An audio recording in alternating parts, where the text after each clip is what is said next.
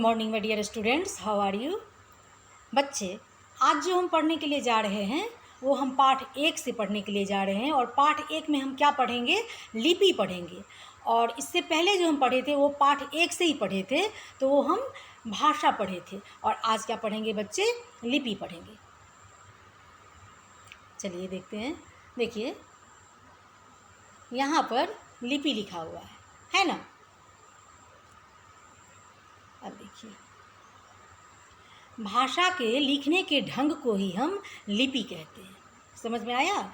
भाषा के लिखने के ही ढंग को हम लिपि कहते हैं। प्रत्येक भाषा की अपनी अलग अलग लिपि होती है। प्रत्येक भाषा की अपनी एक लिपि होती है। हिंदी भाषा की लिपि का नाम देवनागरी है, सभी को पता है।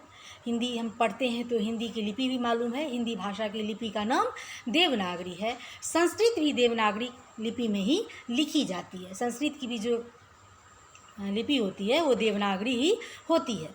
नीचे देखिए, नीचे कुछ भाषाओं और उनकी लिपियों के नाम भी दिए गए हैं। देखिए यहाँ पे भाषा लिखा हुआ है और यहाँ पे लिपि लिखा हुआ है। यहाँ भी भाषा और यहाँ भी लिपि। अब देखिए, हिंदी का है देवनागरी।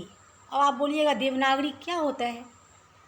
तो हिंदी में जो हम लिखते हैं या पढ़ते हैं का, ख, गा, घ, यही हुआ देवनागरी। फिर देखिए अंग्रेजी का क्या हुआ? रोमन। अब बोलेंगे रोमन क्या होता है? तो वही होता है जो हम लोग लिखते हैं, पढ़ते हैं, ABCD, ठीक है ना। चलिए अभी देखिए, यहाँ पे संस्कृत का भी देवनागरी है, उर्दू का भी फारसी है, ठीक है। पंजाबी का भी गुरुमुखी है। पंजाबी का लिपि क्या हुआ? गुरुमुखी हुआ। फ्रेंच का रोमन हुआ, ठीक है। तो बच्चे, आप लिपि के बारे में भी समझ गए होंगे अच्छी तरीके से। अब देखिए, अब यहाँ पर क्या है? व्याकरण। यहाँ पे क्या है बच्चे? व्याकरण। तो पाठ 1 में बच्चे 3 चीज़ आई थी: भाषा, लिपि और व्याकरण। पाठ 1 में 3 चीज़ है। तो हम भाषा के ऊपर में भी जान गए हैं, लिपि के ऊपर में भी जान गए हैं, और अभी हम थोड़ा व्याकरण भी जान लेते हैं।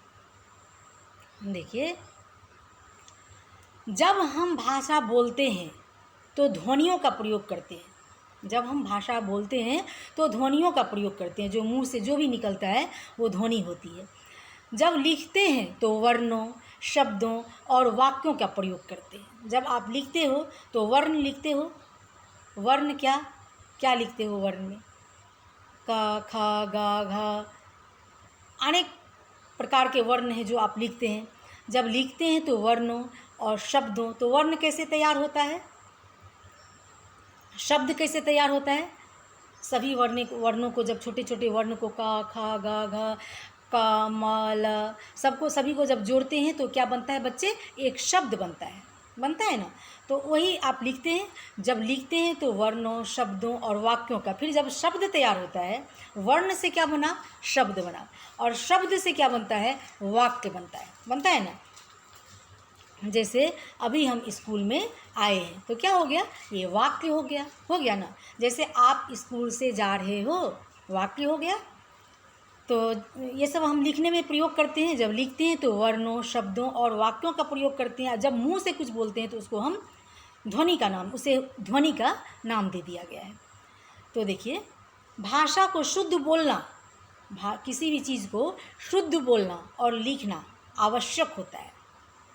किसी भी चीज़ को आप शुद्ध जब बोल रहे हैं तो वही भाषा होता है। भाषा को शुद्ध बोलना और लिखना आवश्यक होता है, अन्यथा ना तो बात समझ में आती है और अर्थ का भी अनर्थ हो जाता है। आप लिखने के लिए जाइएगा कुछ और हो जाता है कुछ, ठीक है। तो इसी को बोला गया है व्याकरण। अब देखिए, थोड़ा और विशेष जान लेते हैं। और अर्थ का अनर्थ होने की आशंका रहती है। भाषा इस शुद्ध रूप में ज्ञान के लिए कुछ नियम आदि है। भाषा इस शुद्ध रूप में ज्ञान के लिए कुछ नियम आदि है जिनकी जानकारी हमें व्याकरण द्वारा होती है। इसकी जानकारी हमें कहाँ से मिलती है?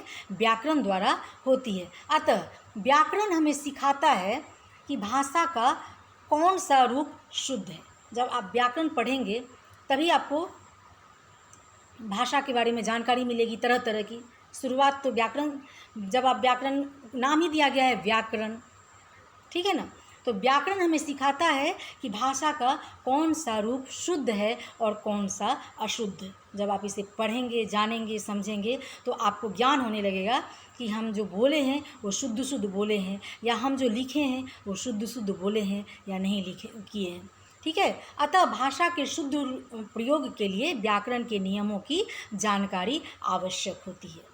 जब हम शुद्ध शुद्ध बोलते हैं, जब आप शुद्ध शुद्ध बोलते हो या आप शुद्ध शुद्ध लिखते हो तो ये कैसे लिखते हो? अपने आप लिखने लगते हो? नहीं ना, पहले व्याकरण पढ़ते हो।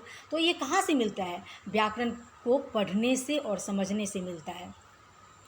तो देखिए यहाँ पे लिखा हुआ है, अतः भाषा के शुद्ध प्रयोग के लिए व्याकरण में बहुत तरह के नियम दिए गए हैं, तो उस नियमों की जानकारी की आवश्यक करना बहुत ही ज़रूरी होता है। देखिए यहाँ पे अच्छी तरीके से लिखा हुआ है, अतः भाषा के शुद्ध प्रयोग के लिए व्याकरण के नियमों की जानकारी आवश्यक है। व्याकरण द्वारा ही हम भाषा को शुद्ध बोलना, पढ़ना और लिखना सीखते हैं। व्याकरण के द्वारा ही हम भाषा को शुद्ध शुद्ध बोलना, पढ़ना और लिखना सीखते हैं। देखिए, प्रत्येक भाषा के अपने कुछ नियम होते हैं, प्रत्येक भाषा के अपने अपने नियम होते हैं। इन नियमों को ही हम व्याकरण कहते हैं। इन नियमों को हम क्या बोलते हैं बच्चे? व्याकरण कहते हैं।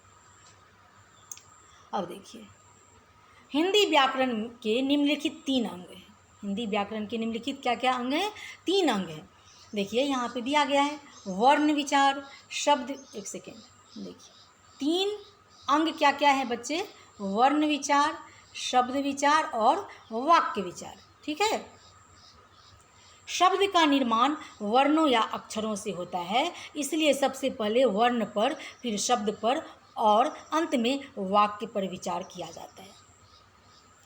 पहले तो शब्द का निर्माण कहाँ से होता है बच्चे? अक्षर से ही होता है ना। वही अक्षर जो हम अभी आपको बताए थे, क, ख, ग, घ, अ, आ, ई, ये सब क्या है? अक्षर है, वर्ण है। तो जब आप इसको पढ़ते हैं, पहले सबसे पहले क्या पढ़ते हैं बच्चे? सबसे पहले हम अक्षर पढ़ते हैं, अक्षर से फिर क्या होता है, इसलिए सबसे पहले वर्ण पर। देखिए, शब्द का निर्माण वर्णों या अक्षरों से होता है, इसलिए सबसे पहले वर्ण पर हम काम करते हैं, पहले वर्ण को जानते हैं, ठीक है ना।